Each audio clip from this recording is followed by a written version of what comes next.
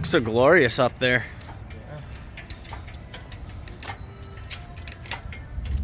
We got the motor together back there in the back of my truck. It's wild when the motor in the back of your truck is worth more than your truck. Anyway, we are nuking over to Scoops, and the goal is to get the motor in the car today and get it running. Justin's going down to that big race, radio race in Georgia, the Ducks race, so we'll be able to like tune in the EGT. So, but goal at least to get it in the car, get it running today, and then we'll get it on the dyno when he gets back in town in a week. So that'll all be in this video. Stay tuned. Here we go.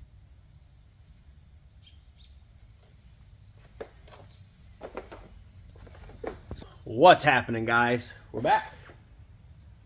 Car's back together. I'm actually pulling out the HPL braking oil right now, putting in some 2050 from HPL. Gonna try to get over on the dyno later today. The weather here in Michigan is awesome. It's supposed to rain all the rest of the week, so trying to get over on the rollers today at some point. So I'll show you a couple things that we changed up. We added Fuel Tech's EGT sensors into every primary of the headers. So now we can see what's going on with all the cylinders, but in particularly number 5, to see if this is getting hotter than it should be. And then we can, add fuel, pull timing out of that hole, or any other holes. Corners on these small block Fords can be an issue. So we'll be able to see that on the dyno hopefully today, and make corrections, and then put fail safes in there. If that hole gets too hot, boom, can shut the motor off, and hopefully not have this issue again. Other thing you guys might notice is I made the bead locks on the back red. Some people love it, some people hate it. I did this on my last car. I made a blue to match. I think it looks sweet. So yeah, if you like it, you like it, I guess. If you don't, I guess I don't really care. It's not your car. So that's kind of the deal for today, guys. This will be the first time running the car on the dyno with the new turbo. We only got one pass with the new turbo. This is a GTX 5518R 88 millimeter turbo from Work. It's their class legal X275 deal. It's good for like 1700 horsepower or so.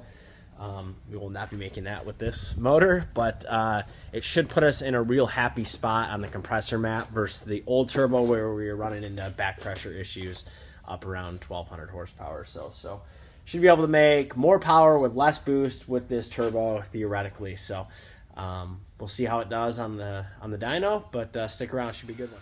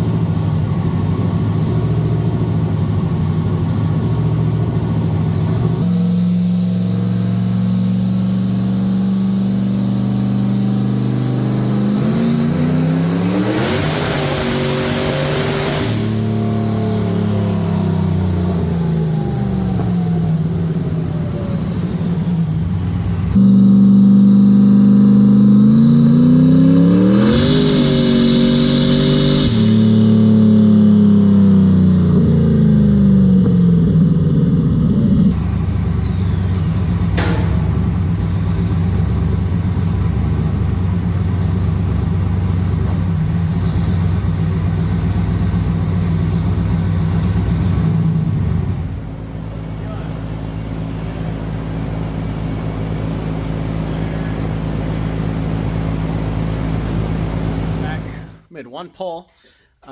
Something I didn't say while I was putting this together, just kind of wanted to see what happened, but kind of fill everyone in now on what's been going on. So got the heads back from Steve, and got the motor all put together a few weeks back now. And when we filled it up with water and started it for the first time, it was leaking out of right around the plug hole of number 5 that we fixed, where the weld went through.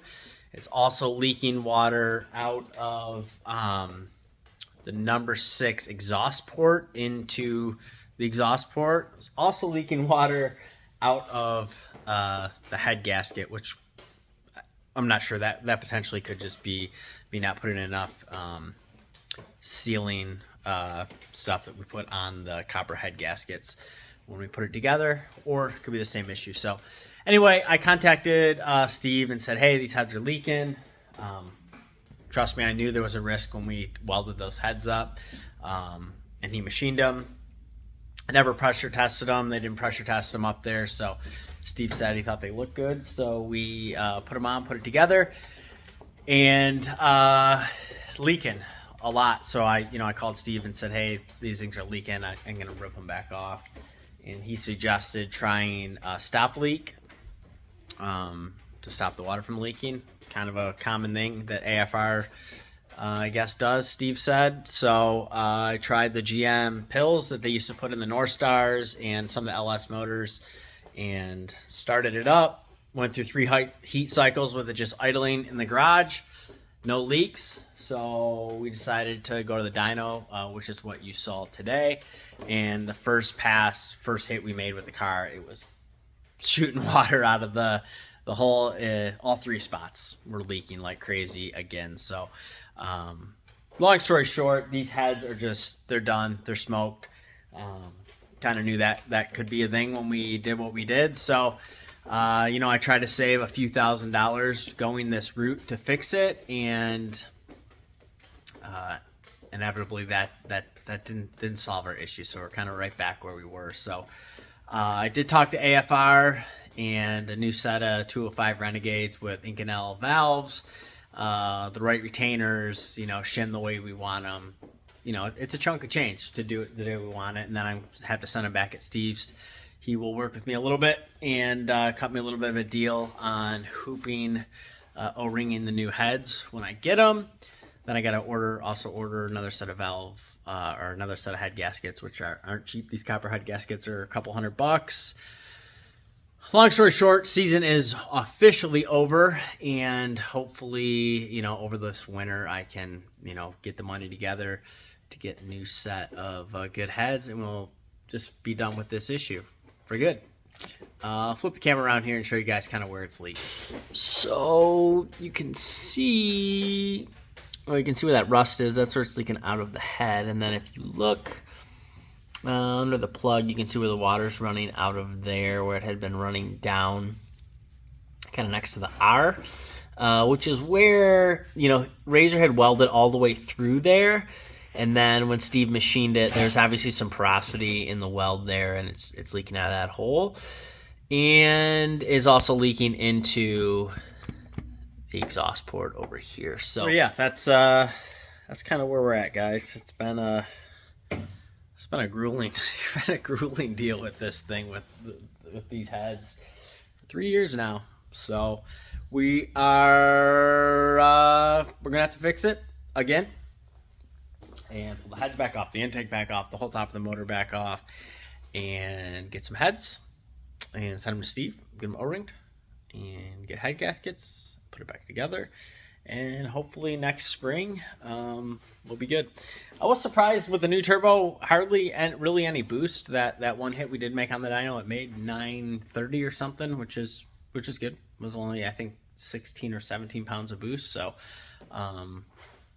yeah, everything, the motor seems super healthy. EGTs look great in number 5, which is something why we wanted to pull it on the dyno, because we thought maybe the EGTs are weird in 5. They're fine. They're the same as every other EGT on that pull, which leads me to believe that this issue that we've had with this thing hurting number 5 for 3 years now has been this head. and this head is still fighting us. So that thing is out of here. It's going in the trash can as soon as Steve. I got to send it to Steve so he can use it kind of as a guide, I think, to do the new heads. But after that, we're gonna make a video of destroying that head. I'm gonna pull it behind my truck or something. I don't know what I'm gonna do, but I'm over it. So I'm gonna check out for a little bit. I do have some videos I'm gonna try to make here in the next month of a couple other cool cars, some build breakdowns again. But that's kind of the update for you guys. I'll let you know when I get the new head, and we'll pick back up from there. But for now, if you like this kind of content, consider subscribing to the channel. Thanks for watching.